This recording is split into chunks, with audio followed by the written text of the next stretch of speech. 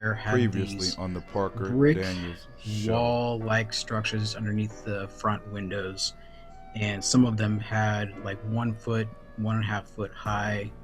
Um, Usually, people put flowers in them, so a flower bed, Right. and those were brick as well. So you could stand on that and talk to whoever was in the window. So that's what I was doing. I was standing on that, talking to my friend through the window.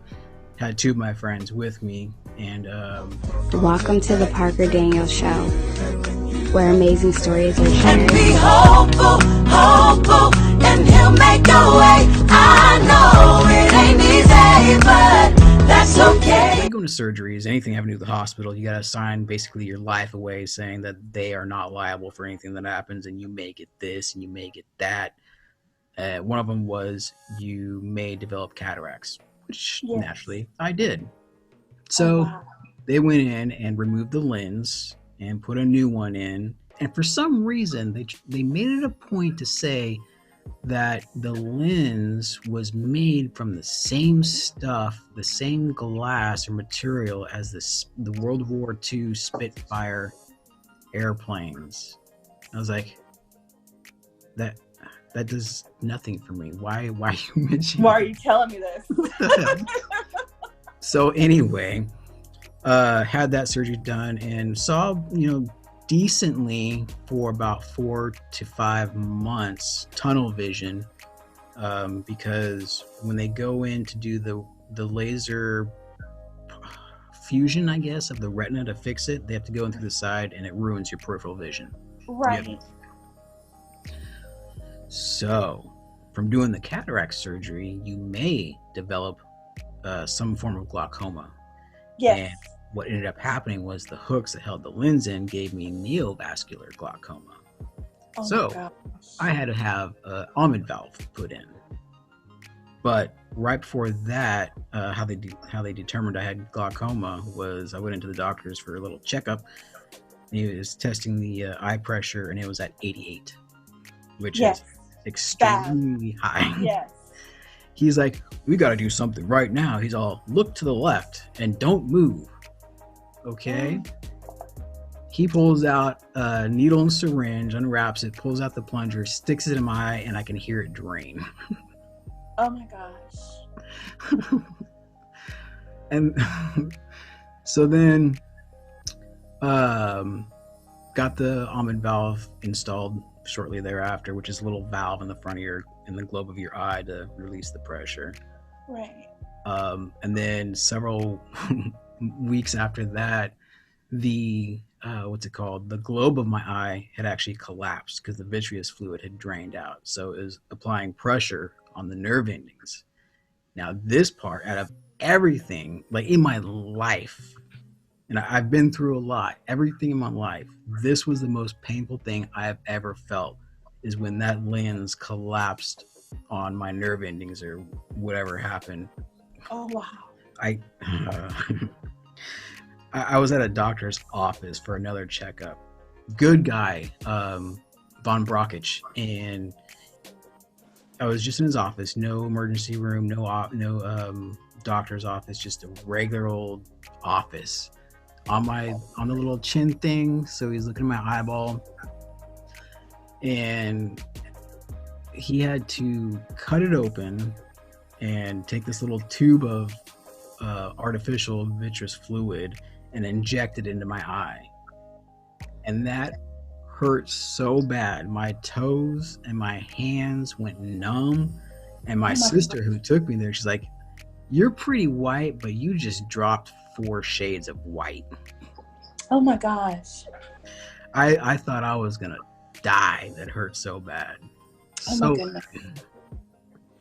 So they didn't even think to maybe put you underneath an anesthetic or something? They just did it flat out? No time. It was like, we got to do this now. We got to do this Oh now. wow. I was like, okay, go for it. So let's skip forward through that. What happened after that, where you completely lost everything? So the completely lostness came pretty much from that point up until August of 2003.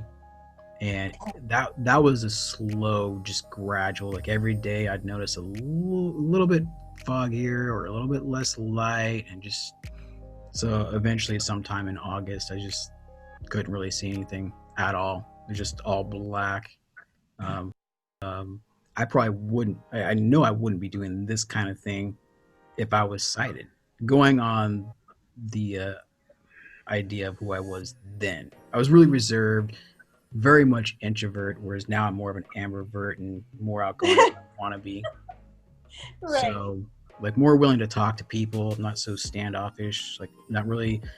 I used to be extremely aware and perceptive of people and wouldn't give them the benefit of the doubt as much as I do now with my Right. awareness. Like, I can Right. still be aware of people, but I can still be friendly and say, "Hey, how's it going?" type of thing. So, Exactly. um, the podcasting or radio stuff, I didn't get involved in that until about uh, after I moved to Sacramento, 2010. So around 2011. Okay. Been in that radio side of things since then. And how that got started was I actually had started a social meetup group in Sacramento called Valley of the Blind. And one of the members had a radio station, said, "You'd be great. Do you want to host a show?" I was like, okay, I'll try it. Within months, I'm like their production manager, and I make the commercials, and I make all the audio sound bites and clips, and produce shows, and it just blew up from there. Right. So, can you tell us about some of your podcasts that you've done, the names, and Yeah. are they still going today? I'm sure you can find them out there somewhere. I stopped doing the radio side of things when my YouTube channel really started taking off, just because I couldn't do both. I really wanted to focus on video editing, so I had to drop the radio part of it. I mean, I still do a lot of audio production for people, but not so much Okay. podcasts. Okay. But the first show that I ever did was called the Shamrock Sessions. Okay. So it was How all did you Irish. come up with that name? Yeah. Huh? How did you come up with that name? Probably because I'm Irish. I love I love trad Celtic music and Irish punk and Irish rock. So that was my gig back then. Okay. Yeah. And what was your next podcast that you did? It was called Anonymously Your Rights. Okay. And this was back again in 2010.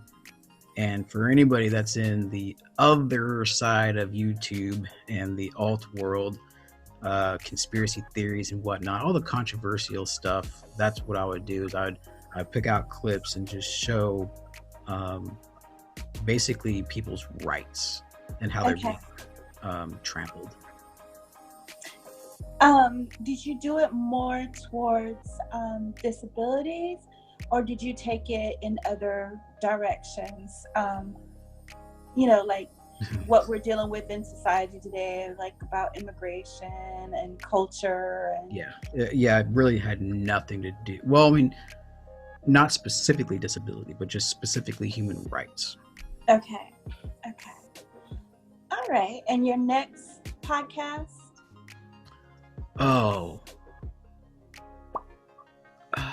The next one would probably be, I don't remember the name of it, but I did an old school hip hop battle show. Okay. So I'd feature all the classic hip hop battles. Okay. That sounds really cool. That was a lot of fun. That was Cool Modi and Mobb Deep. Yeah. Mobb Deep, yeah. So I'm going to spin past the podcast, and I really want to focus on Theory of a Blind Man. Okay. How did you come up with that concept? That is evolved over the couple years. When my channel first started, it was called Third Eye Radio Network, which was the name of my radio station, and I wanted to have it a network to encompass radio and video. Right. Like I was saying earlier, it was too much for one person to handle. Like I do all this stuff myself, so Right. it was too much. So Third Eye Radio went as that name up until the end of last year, I think. Okay. But again, with all the controversy of the topics that I was covering, something had happened to my channel to where it was like there'd be a certain point where the views and the analytics would just stop coming in once I touched on a certain topic. Right. So I had to completely change things up. Like, and kind of rebrand yourself. Yeah. Yeah. So Fear of the Blind Man, I believe that was like January, February, maybe early last year or late last year is when I changed it to that. I've actually started 2 other channels just to cover that stuff. Okay. My Theory of Blind Man is a monetized channel, so when you have stuff that's controversial, they won't monetize you most of the time. Correct. So that's why I stuck that stuff on other channels. Unless you're celebrity based, where you're, talking about the celebrities and then you get monetized for like absolutely no reason. Moving on. Yeah. So with Theory of a Blind Man, what were you hoping to do with your audience? What were you hoping that Theory of a Blind Man would do? It's pretty much been the same since I first started YouTube, which is just the thought that hopefully what I have to say, whatever it may be, that someone's going to learn from it and take away something that's going to help them in their life. So I just basically put out my ideas and opinions and thoughts and ideas. Oh, wow.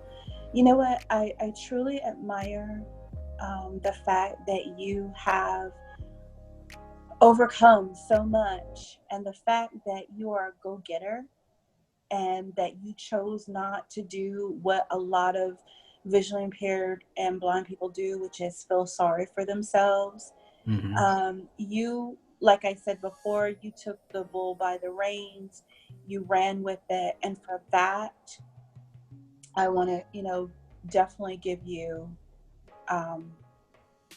recognition where recognition is due. Thank you. Glad to inspire. It's really hard to be in that I'll take that back. It's not hard to be in that self-pity mood. And that's one of those negativities, those negative frequencies or energies that's so easy to dip into. Like, you think how hard it is more times than not to, constantly be happy when it is so easy to go negative and hateful. Right. And if a lot of people would learn that, we're not, okay, so let me clarify this for all our audience, because I know I'm going to have some little hateful comments. We're not saying that you can't have your pity party. We're not saying you should not have your cheese with your wine. Have your 15 minutes and move on. This is the world's smallest violin, people. Yeah. I like that. Well, you said it. Yeah, that's a good point, because it's not about not having self-pity, but it's about not having self-pity with the feeling of entitlement. Because when you start thinking like, oh, I'm disabled and you guys should do this for me, or you guys should do that for me, you're stuck. And that's going to be a hard rut to get out. Yes, I am hopeful for today. Take